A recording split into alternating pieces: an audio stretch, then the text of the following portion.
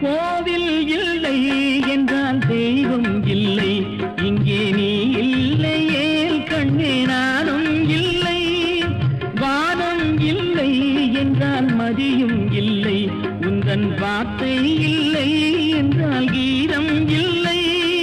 நீ வந்ததால் தானே பூ வந்தது, நீ வாடினால் வண்ண பூ வாடுமே.